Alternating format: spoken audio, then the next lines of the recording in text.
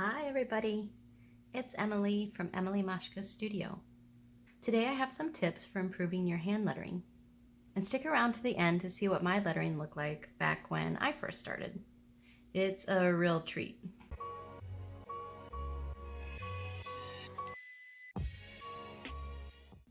So you're new to lettering, you say? And you've been practicing your basic strokes. It's boring, right? Yeah, I think so too. So for kind of an ADD brain like me, basic strokes are not where it's at. And maybe even manage to write a quote or two, but still aren't really happy with your progress. Well then, this video, my friends, is for you. I'd like to share a few tips I've picked up along the way that have helped me, and hopefully they will help you too. Number 1, your strokes will be shaky, like legit shaky, especially those tiny little upstrokes.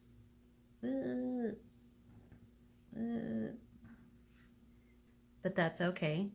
Just remember, your muscles are building. It's like with anything else. You have to build those muscles up in your hand in order to have nicer lettering. Number 2, go slowly. This is something that I struggle with. I want to hurry for whatever reason. I don't know where I've got to be, but I'm hurrying. So I'm going to do something in real time so you can really get a sense for how slowly most people letter.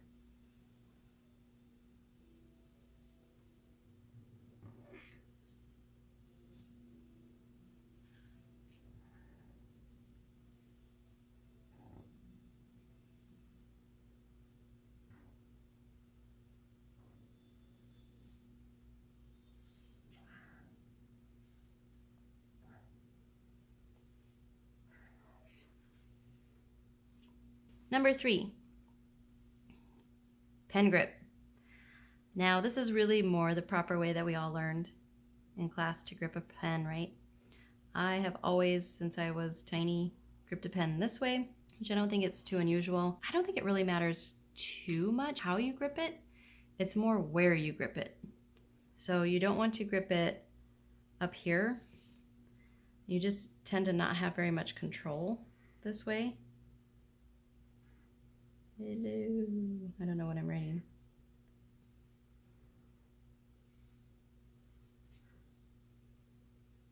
And some people tend to grip it really tight down here, like all the way where it starts to taper. And it's just so close that you don't have enough movement to it. And you're just so on top of it that you can't even barely see your nib. Just grip it like a normal person, not too high, not too low. Okay? Okay. By the way, I'm totally not a normal person, so that's why I can say that. Number 4, your pen angle. Some people do some crazy stuff with their pens, things like straight up and down, or maybe even angled backwards. But what you want to do is angle it approximately at a 45 degree from the paper. So here's 0, 45. That'll really help you see what you're doing and give you more movement in your hand than if you were kind of upright and funky. Number 5, switch to a smaller brush. Here is the Tombow brush pen. Here is the Tombow Furunosuke pen. You can see this tip is quite a bit smaller than this guy. This one I find to be one of the most helpful tips. I found it a lot easier to control the brush. Plus you're writing smaller, which our hands are usually used to writing smaller. It's not like when we write notes to people or letters or whatever you're writing in these giant letters, right? So it's kind of unusual. So if you can keep the scale smaller, I think it's easier to do and to learn. Plus, you can fit more words on a page for more practice.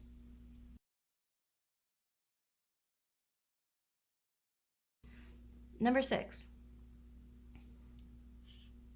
copy. Yeah, I said it.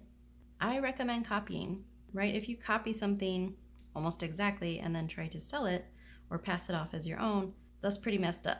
But if you're copying just for the sake of learning and seeing what other people do, I mean, one way of learning, the biggest way of learning is emulating other people. That's how we learn as a baby, right? We watch our parents and learn what they do and how they do it. So I'm all for copying. Number 7, this, for whatever reason, is the tip that really flipped a switch for me, and maybe it'll be the one that flips the switch for you. When I would do my lettering, I was so used to cursive that I would have the same sort of angle, like a 45-degree angle, but lettering usually isn't like cursive. So instead of angling it this way, it's very pretty. However, this has that more lettering look.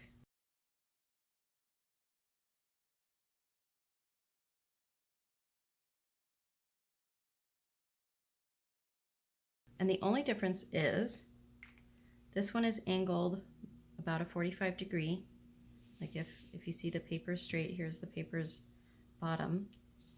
The paper's bottom. The bottom edge of the paper. You can see it's angled 45 or so. This is more vertical. It's more perpendicular to your baseline where your lettering sits. That for me just made the world of difference. So I took my lettering from this direction, made it more vertical, and sometimes not even vertical, but you can actually kind of have it fall backwards, and it looks super cute.